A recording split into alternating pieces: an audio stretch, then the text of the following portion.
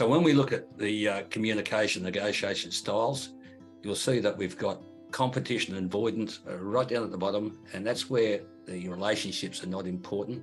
Yet with competition, the outcomes are really important. If you go to the right, the outcomes are important, the relationships are not important. That's really the win-lose approach, the competitive approach. Again, it really attracts a lot of emotional noise and interference in that approach as well.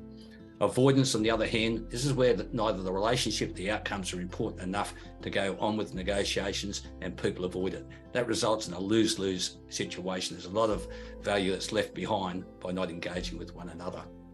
Accommodation, well, that's the other part where the relationship with the other party is really important, more important than substantive outcomes. So people tend to give in, they accommodate, and that's a lose for them, win for the other party.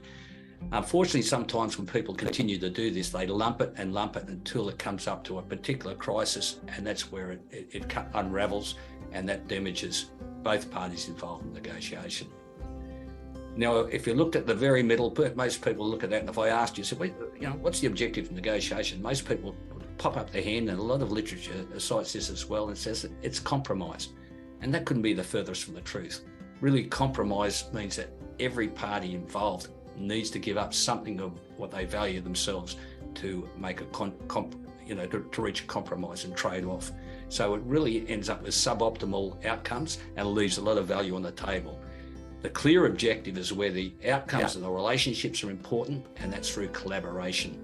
And that's where you create value, and you can really look at exploring other areas of value where you can trade across.